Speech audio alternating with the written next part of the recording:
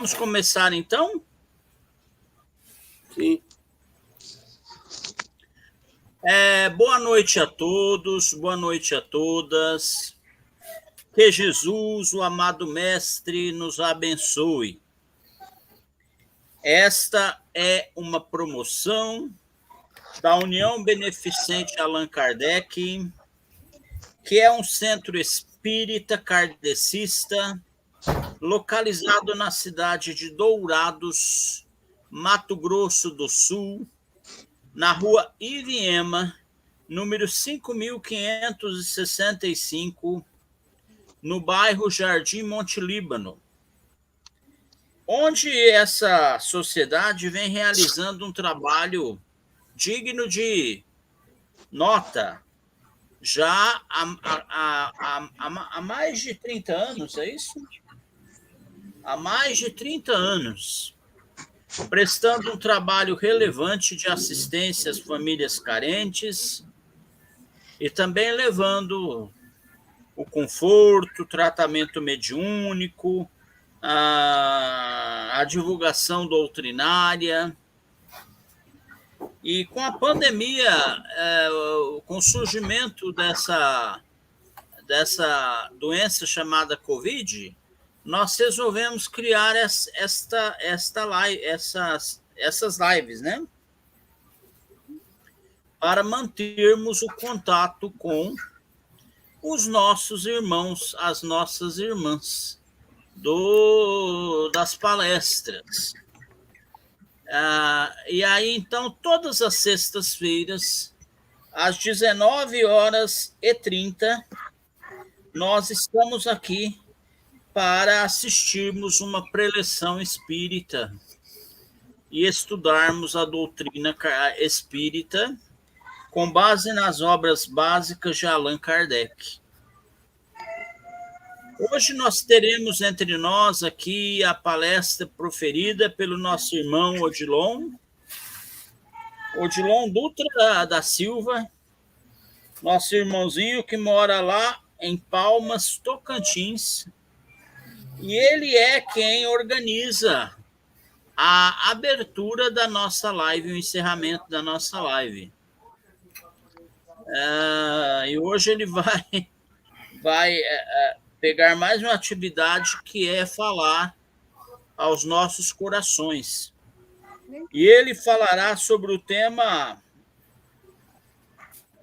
Sou joio, sou trigo. É um tema que é muito interessante e aguçou minha curiosidade. Bem, meus irmãos, minhas irmãs, vou convidá-los para que façamos uma prece de início. Vamos todos, nesse momento, elevar o nosso pensamento a Deus, o Supremo Criador do Universo, a Jesus, e pedirmos numa prece mais ou menos assim: Senhor, aqui estamos mais uma vez a rogar-te permissão para falar em vosso nome.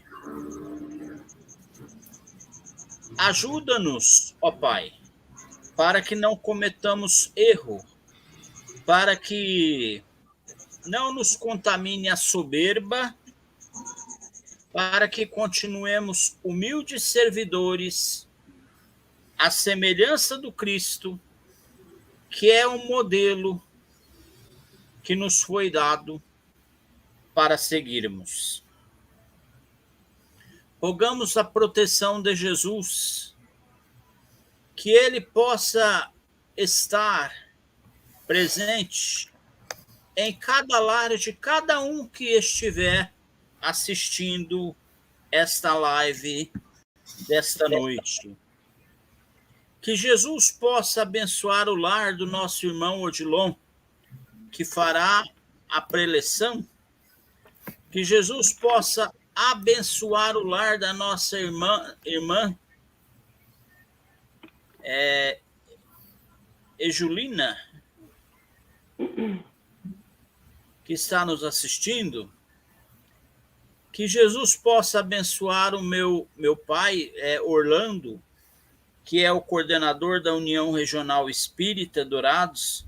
Que Jesus possa abençoar minha irmã Sheila, que acabou de chegar há pouco, e que nós tenhamos uma noite aprazível, agradável, cheia de bons pensamentos, com um sono reparador, e que a paz reine em nossos lares e em nossos corações.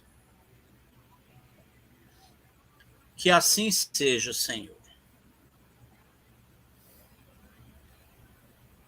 Eu vou imediatamente passar a palavra para o meu tio Odilon, para que ele profira a sua preleção. Boa sorte. Gratidão. Boa noite a todos, boa noite a todas. Temos vários amigos aí de Dourados presente. E eu notei também que tem uma pessoa aqui de Palmas, o Barçanufo, está nos visitando hoje.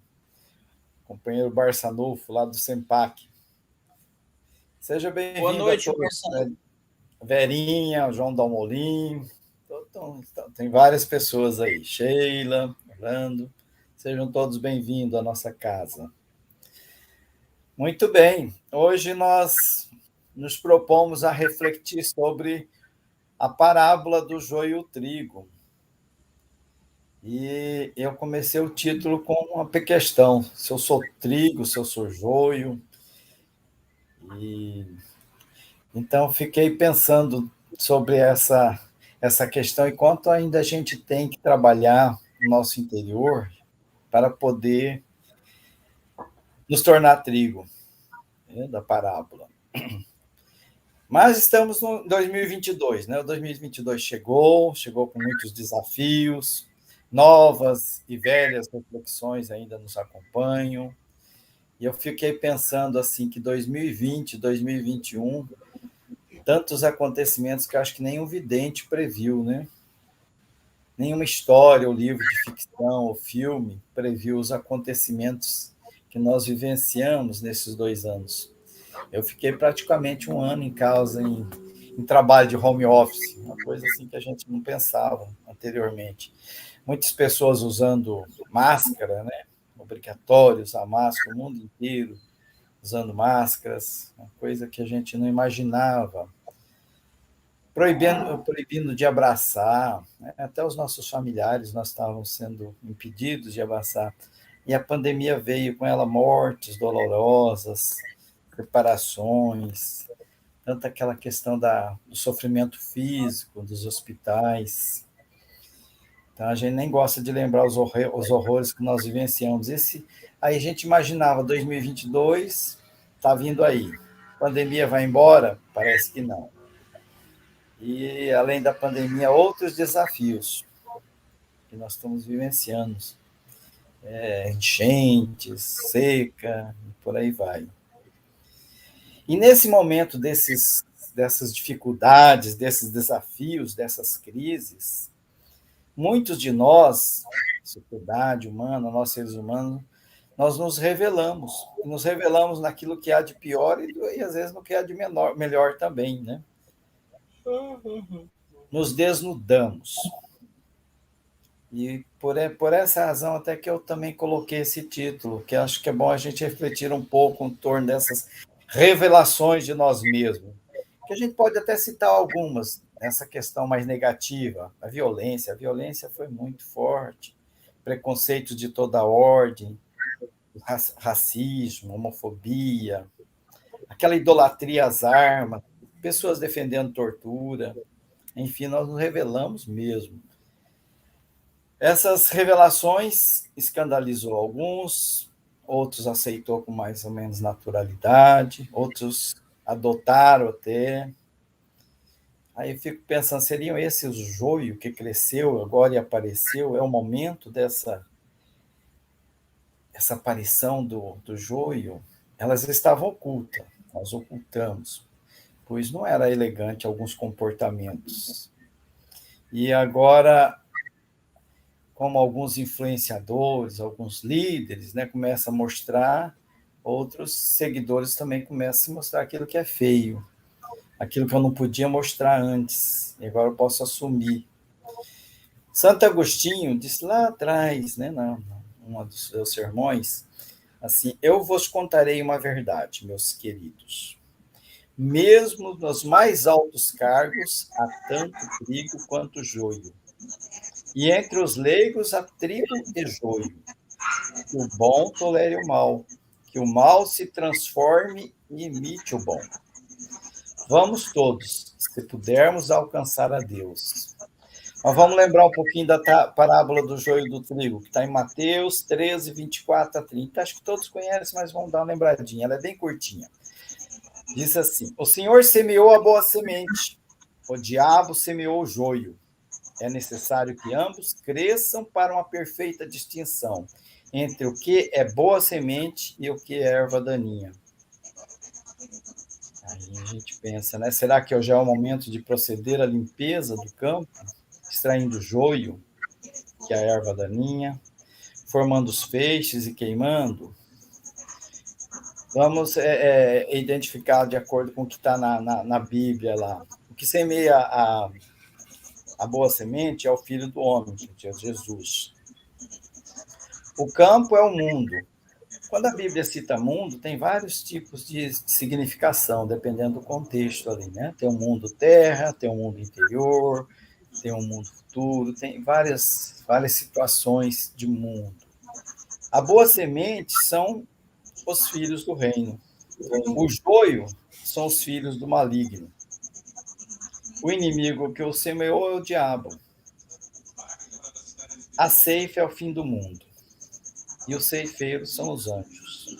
Então, cada uma dessas palavrinhas aqui, nós temos a definição que muitos religiosos dão e tem a definição que nós entendemos enquanto espíritas. Na questão 784, também traz essa questão dessa maldade, né, que nós vemos. E a questão começa com uma afirmação: bastante grande é a perversidade do homem. Isso foi falado em 1857, quando saiu a publicação de O Livro dos Espíritos. Então, na questão 784. Parece atual, né? Bastante grande é a perversidade do homem. Aí vem a pergunta: não parece que, pelo menos do ponto de vista moral, ele, em vez de avançar, caminha aos recuos? A observação é bastante procedente para nosso tempo, né? Às vezes a gente vê tanto mal, né? A gente está tão sendo invadido, né, por informações, quer seja pela internet, pela mídia de uma forma geral, pelos comentários aqui e ali, que a gente tem a impressão que a humanidade caminha mesmo aos recuos, ao invés de avançar. E essa pergunta, então, ela nos parece assim, bastante atual. A gente vê culto à tortura. Algumas pessoas dizem que merece a tortura. Em algumas situações tem que ter. E quando fala em tortura, não é só aquela física, não. É a moral, é a tortura psicológica, é a tortura dentro dos lares. E a gente é uma região de cristãos, né? Nós estamos no Ocidente, a maioria de nós nos dizemos cristãos. Como podemos defender a tortura e, ao mesmo tempo, nos dizer cristão? A tortura é pena de morte ainda, às vezes, né? O nosso Senhor Jesus Cristo, ele foi preso injustamente, nós lembramos disso o tempo todo. Foi torturado, foi condenado e executado, pena de morte. E ainda assim, tem muitos de nós que defendemos a pena de morte. Defendemos a história, não, mas é bandido, tem que ser morto. Alguns falam assim meio dissimulado, se justifica, outros não, outros defendem abertamente. E alguns até líderes religiosos têm essa postura. Aqueles que se dizem cristãos defendem o uso da arma em nome do Cristo. Não, mas isso é para a gente se defender, para defender minha família, defender meus filhos. E não se espante, não, mas espíritas também. No meio, no meio dos espíritos também tem esses que defendem. Será que foi esse exemplo que o Cristo nos indicou para seguir? Que ele falou, foi isso que ele exemplificou? O que ele falou e ele exemplificou não serve, então. Em Provérbios 14, 31, diz assim: oprimir o povo é ultrajar o seu Criador, mas tratar com bondade o pobre é honrar a Deus. Bem atual, né? E ainda sobre o recuo da questão da pergunta 784, pessoas têm assim uma verdadeira idolatria, veneram mesmo as armas. E não era tão exibido antes, né? Era uma questão que ocultava, e hoje eu vi uma imagem de um religioso, um líder religioso, exibindo armas pesadas mesmo, um verdadeiro assim, culto à violência. Junto disso tem a homofobia, o racismo, essas doenças da alma. E recentemente eu tomei conhecimento de uma nova palavra que eu não conhecia, aporofobia. Não tinha ouvido essa palavra antes. Aí eu fui consultar o dicionário, nosso velho amigo Google. A aporofobia é uma patologia social, uma doença, né? Uma doença da sociedade, e que existe em todo o mundo. Ela se divide em duas, então, fobia, né, que é o medo, repulsa de outra pessoa, que é conhecida como diferente, e aporos, que significa sem recursos, indigente, pobre. Então, a aporofobia é a repulsa, é a rejeição a pessoas pobres, sem recursos, medo de pobre. E como podemos, então, defender a tortura e, ao mesmo tempo, dizermos cristãos? Quando o nosso Jesus, né, sofreu tudo isso. E ainda fazemos isso em nome de Jesus. O joio está crescendo e se mostrando assim cada vez mais. E o ceifador? Será que o ceifador já está chegando? Será que já é hora? O que será que essas epidemias, pandemias, os cataclismos da natureza, seria essa ferramenta, a foice utilizada pelo anjo ceifador citado na parábola do joio e trigo? As atitudes racistas, as construções de muros que separam as nações. Como eu posso dizer que eu sigo ao Cristo de Deus? Que Jesus é meu modelo, ele é guia. Ele que sofreu a pena de morte e ainda defender a pena de morte em nome de Jesus, até às vezes. Então, o exemplo do Cristo não nos serve. O que Cristo ensinou, o que aconteceu com Cristo, não nos ensinou nada. O que ele exemplificou, o que ele ensinou. Será que a gente precisa... O exemplo do Cristo não basta, precisa mais exemplos ainda? Nas obras de Allan Kardec está recheado de exemplos. Chico Xavier é um grande exemplo da paz. E aquelas ações contra o Cristo, será que é por conta do nosso comportamento de hoje? Nós temos dúvidas se foi certo ou errada? O nosso comportamento, às vezes, diz isso. Que nós continuamos julgando hoje, continuamos condenando, continuamos executando o Cristo, porque ele disse, né, que cada um desses pequeninos que fizerem está fazendo a mim. Ou ainda quando estiveres doente, encarcerado, né, a mim que está homenageando, me salvando ou me crucificando. Então Jesus, ele vem nos ensinar pelas orientações, mas pelo exemplo também. E o que a gente faz?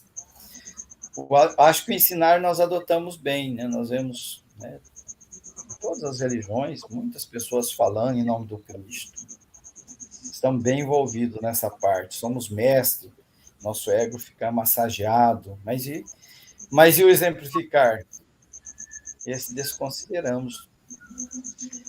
Tem uma parte na doutrina espírita que diz assim, no livro dos Espíritos, na questão também. Às vezes é necessário que o mal chegue ao excesso, para que se tornar compreensível a necessidade do bem e das reformas. Nós já chegamos no excesso, será? Tinha alguns comportamentos que a gente assiste através dos filmes, ou tem conhecimento através da história, que nos causava indignação, horror mesmo. Hoje começa a se aparecer com uma certa frequência, com uma certa intensidade, e vai se banalizando, vai deixando de escandalizar, de envergonhar, vai deixando o pudor de lado, e a coisa se inverte. Meu amigo Barçanufo está nos prestigiando hoje também aqui na reunião. Às vezes até a gente brinca, fala, nosso filósofo Barçanufo, ele costuma dizer assim, que o que é certo é tudo ao contrário do que está se fazendo e dizendo na sociedade. E parece que é isso mesmo que a gente está fazendo com a lei de Deus, né? Aplicando ao contrário. Né? Cristo lembrou da questão do se envergonhar do Cristo. Nós nos envergonhamos do Cristo? O que é não nos envergonhar do Cristo? Será que é usar o nome do Cristo para adulterar seus ensinamentos? De forma que ser cristão na sociedade em que vivemos é ter vergonha de praticar o evangelho, às vezes. Falar do evangelho, sim, mas praticar, então parece que entendemos ao contrário. Aquela frase que está em Lucas 9:26, que diz assim, se alguém se envergonhar de mim, eu também me envergonharei dele diante dos anjos do meu Pai. O que é se envergonhar? Se omitir, né? Timóteo também diz alguma coisa parecida, porque Deus não nos deu um espírito de medo e timidez, mas um espírito de poder, de amor e de autodomínio. Portanto, não tenhas vergonha de falar aos outros do nosso Senhor, nem de mostrar que está ligado em mim. Então, falar e mostrar. O que é mostrar? É agir de acordo com o Evangelho também. E quando agimos contrário ao Evangelho, nós agimos isso com muita frequência, nós enxergar isso e não justificar. Não querer mentir, não querer enganar, não, mas determinadas situações é válido esse comportamento, né? Pode ser utilizado, sim. Tem uma leitura dentro do Evangelho segundo o Espiritismo, no capítulo 24, que é a coragem da fé.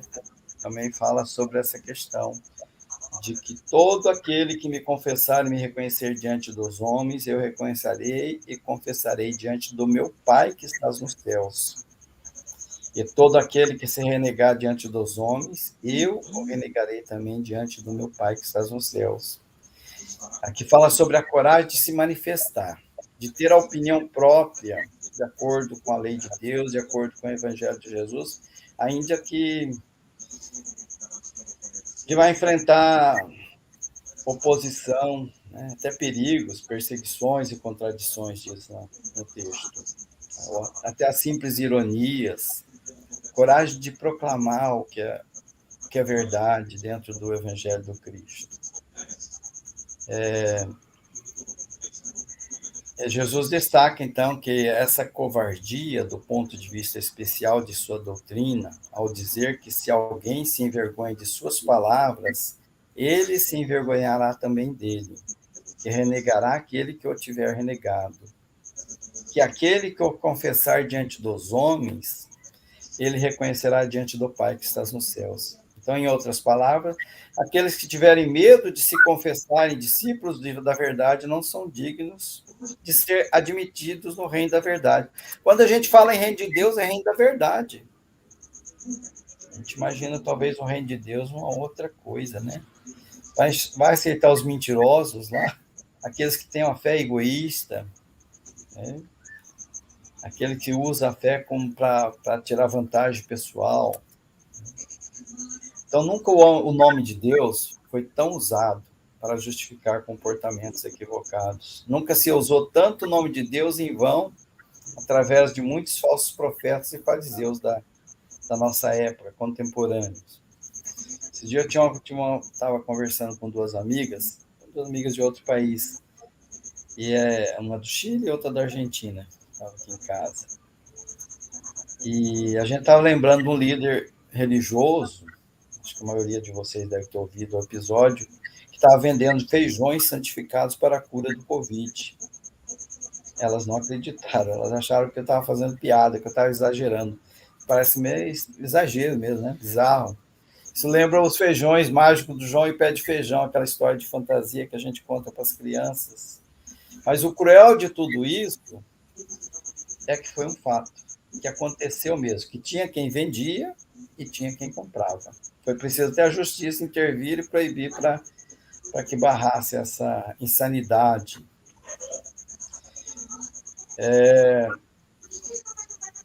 Então, nada é mais pernicioso do que a mentira disfarçada da verdade. Você conta um pedacinho da verdade, depois um bocado de mentira junto, a pessoa acredita que por conta daquela pequena verdade, que a fonte ela é digna, né, de confiança, e acredita nas mentiras. Aí a mentira vem. Tem até um conto de Humberto Campos que traz isso aí, que o diabo não, né, um espírito obsessor para provocar a discórdia, os ajustes dentro de um meio, ele foi lá e contou uma verdade, uma meia-verdade. Aí, a partir dali, então, a coisa se atrapalhou tudo. Tem uma parábola também da verdade, que a verdade se veste a mentira se veste de verdade, que a mentira convidou a verdade para banhar no rio, a mentira, então, se despiu, suas vestes, pulou na água e disse: venha, dona verdade, a água está uma delícia. E assim que a verdade, sem duvidar da mentira, tirou suas vestes e mergulhou, a mentira saiu da água. E vestiu com as roupas da verdade e foi embora. Então, até hoje a gente ainda vê essas questões, né, da verdade, da mentira e da mentira disfarçada de verdade. E o mal, então, se alastra disfarçado, ganha credibilidade. Isso tem muito a ver com o materialismo, né? O materialismo muda muito de cores, se transveste de roupagem muito atraente. Nessa questão das pessoas que falseiam a mensagem do Cristo, que são os fariseus, na época que Cristo tanto combatia aquelas ideias, Emmanuel diz no livro Vinha de Luz, que fariseu ainda é. Nós temos o fariseu hoje, ainda é todo presunçoso, dogmático, exclusivo, pretenso privilegiado das forças divinas. É orgulhoso descendente dos doutores de Jerusalém, ainda vive.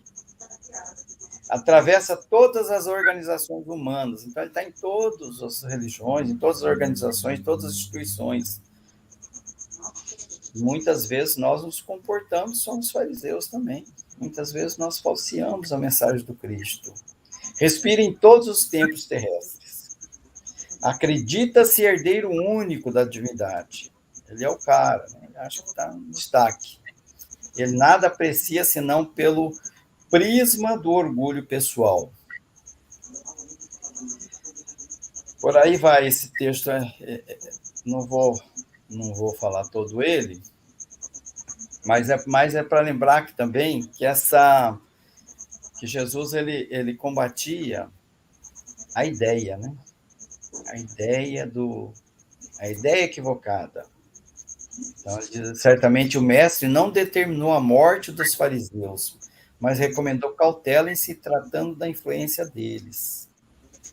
Porque toda ideia, ela opera fermentações mentais. Então, leva a nós àquela reflexão que está na Bíblia também, que não quer a morte do pecador, diz o Senhor, mas que ele volte, se converta e tenha vida.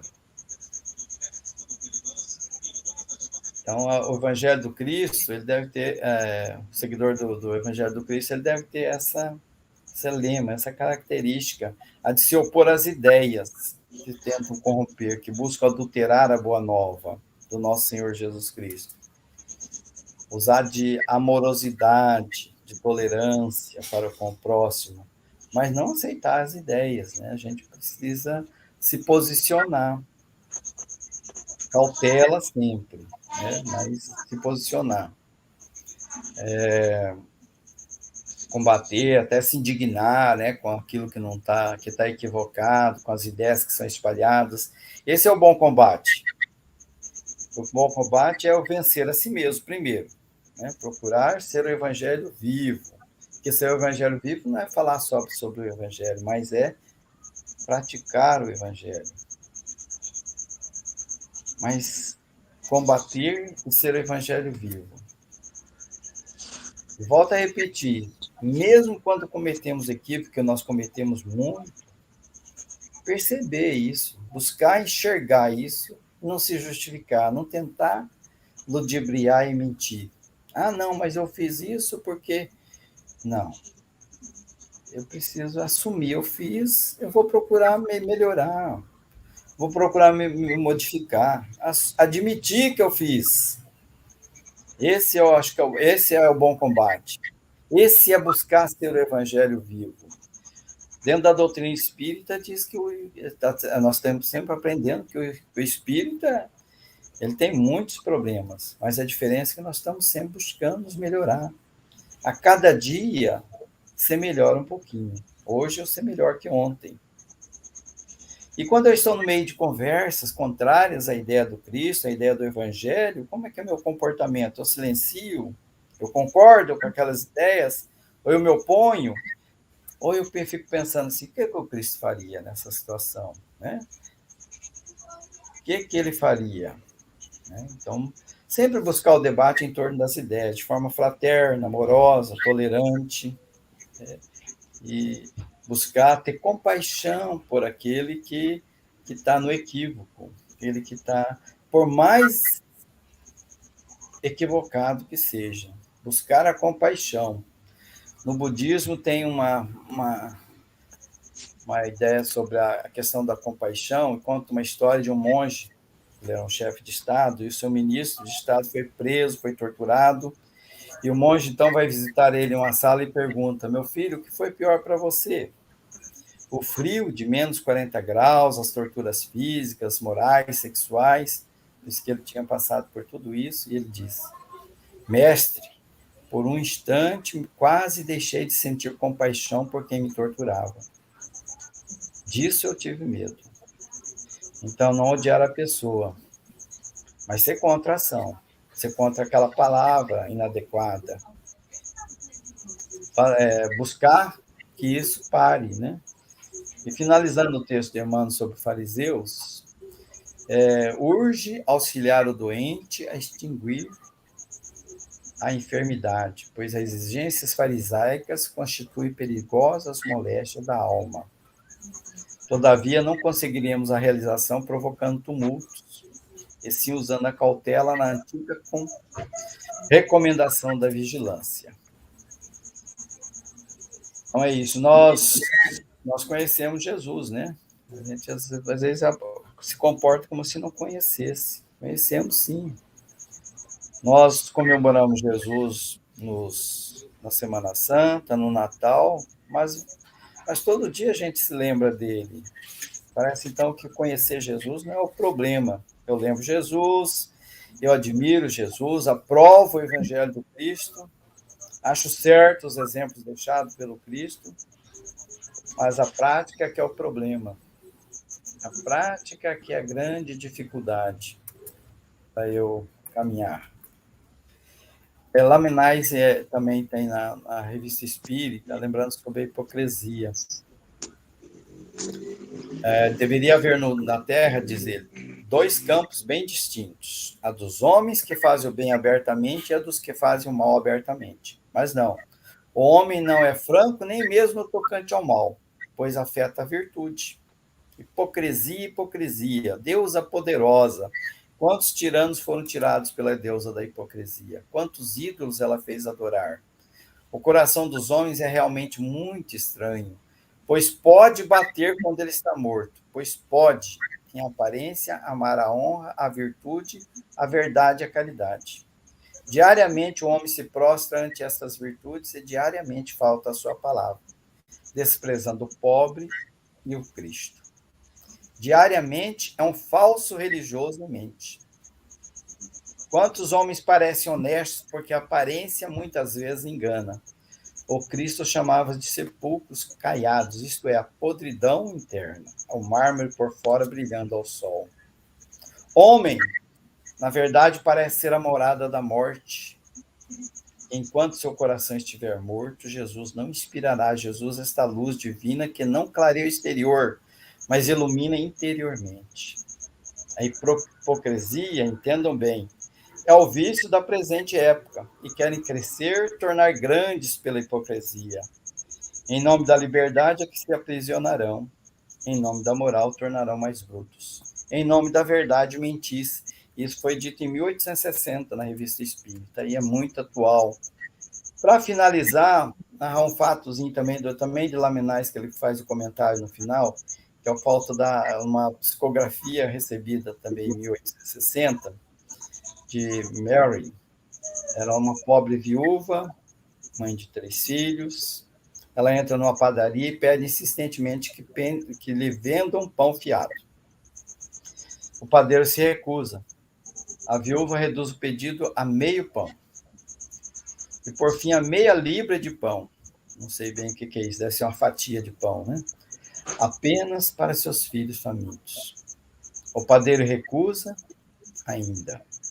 Deixa o lugar e vai para o fundo da padaria. Crendo não ser vista, a mulher toma um pão e sai. Mas o roubo imediatamente descoberto é denunciado à polícia. Um agente vai à casa da viúva e surpreende cortando o pão em pedaços para os filhos. Ela não nega o roubo. Não se desculpa com a necessidade. Mas se desculpa com a necessidade. Embora censurando a dureza do padeiro, o agente insiste que ela o acompanhe até o comissário. A viúva pede apenas alguns instantes para trocar de roupa, entra no quarto, mas demora bastante até que o agente, perdendo a paciência, resolve abrir a porta. A infeliz estava estirada no chão, coberta de sangue, com a mesma faca com que cortava o pão para os filhos, deu fim à própria vida.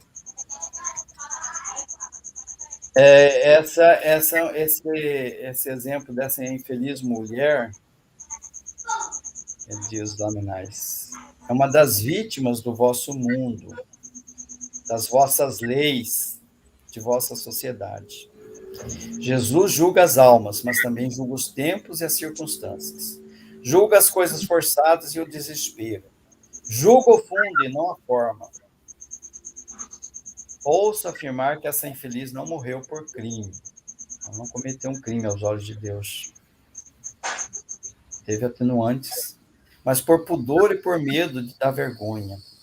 É que, onde a justiça humana é inexorável, julga e condena os fatos materiais. A justiça divina constata o fundo do coração e o estado de consciência. Seria desejável que em certas naturezas privilegiadas fosse desenvolvido um dom que seria muito útil, não para os tribunais, mas para o adiantamento de algumas pessoas. Esse dom é uma espécie de sonambulismo do pensamento que descobre muitas vezes as coisas ocultas, mas que o homem, habituado à rotina, negligencia e atenua por sua falta de fé. É certo que um médium desse gênero, examinando essa pobre mulher, teria dito: essa mulher é abençoada por Deus, porque é infeliz, e esse homem é amaldiçoado porque recusou o pão. Ó Deus, quando, pois, todos os teus dons serão reconhecidos e postos em prática? Aos olhos da tua justiça, o que recusou o pão será punido, porque o Cristo disse: aquele que dá o pão ao seu próximo, a mim o dá. Laminais. Então, essa passagem, parece que ela é bem atual, né? A gente já viu essas histórias, já viu noticiários, situações muito semelhantes, muito parecidas. Finalizando, 2020, 2021 também revelou o que há de melhor na sociedade humana. Também revelou que nós avançamos. O trato da pandemia já foi bem melhor do que nas pandemias antecessoras. A solidariedade se manifestou em tantas ocasiões. A ciência, né, evoluiu tanto, avançou tanto, apesar das oposições, mas ela foi bastante eficiente. E os servidores da saúde se mostraram anjos do Senhor, devotados, abnegados na missão que coube a eles. Tudo é criação de Deus. Os que vestem a túnica do mal envergarão um dia a da redenção do bem. O discípulo do Evangelho não combate propriamente seu irmão, como Deus nunca entra em luta com seus filhos. Aquele apenas combate toda a manifestação da ignorância com o Pai que trabalha incessantemente pela vitória do seu amor junto à humanidade inteira. Esse textinho é de Humberto de Campos, da Boa Nova. Aqui é um texto maior, que é a luta contra o mal, que nos lembra sobre Deus combate a ignorância. Somos ainda crianças, né? Buscando aprendizado.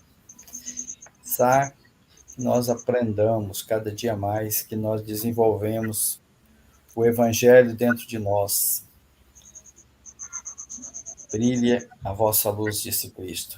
Muita paz, gratidão a todos.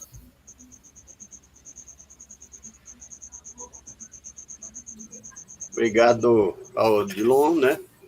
Belíssima colocação aí, Dilon. Tá de parabéns, viu? Como sempre, né, mano? O André não pôde vir dar as palavras finais e pediu para mim passar para o nosso irmão João para fazer a prece de encerramento para nós. Vamos fazer já, então? Já. Depois dessa reflexão, onde vimos que o nosso companheiro Dilon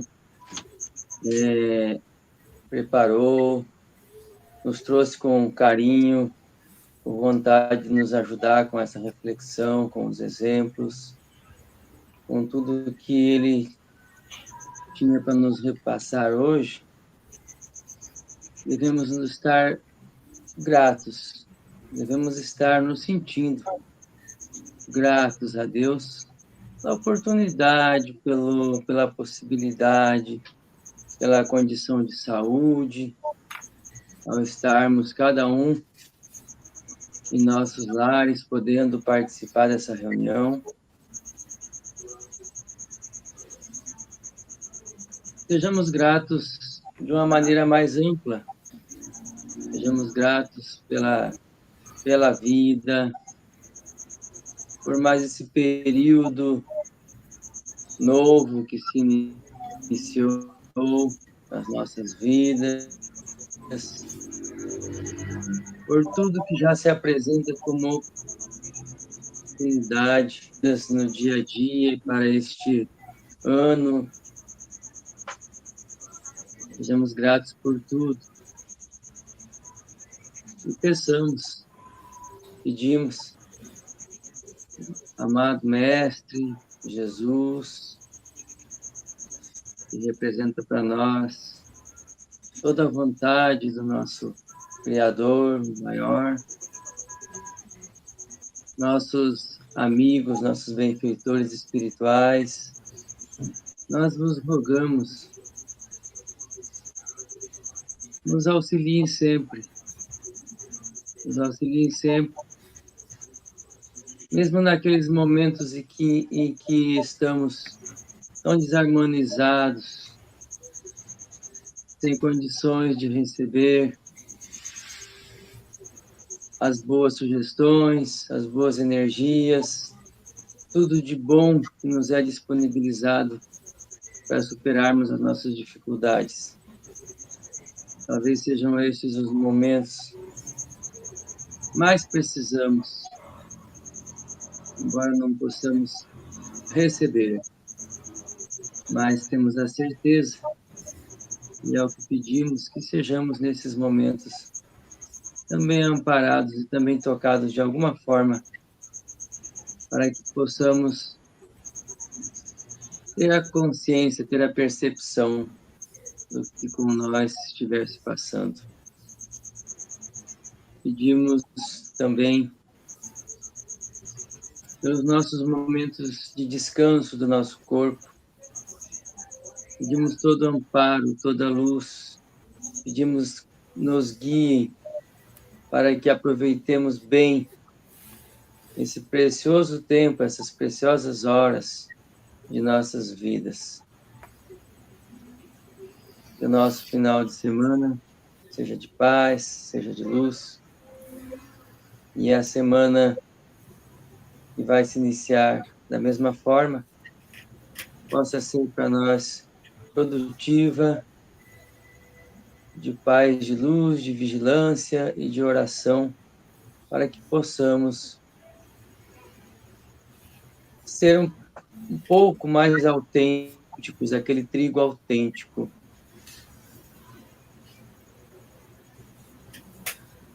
E que na semana que vem possamos de novo nos encontrar, pelas várias formas que temos para nos encontrar, nos apoiar e seguir em frente nossas caminhadas, buscando sempre esta luz, buscando sempre este norte, que é o nosso Mestre Jesus. Que assim seja. Graças a Deus. Graças a Deus, que assim seja. Muito obrigado a todos. Deus e Jesus nos abençoe, né? Obrigada, Gratidão boa a todos. noite.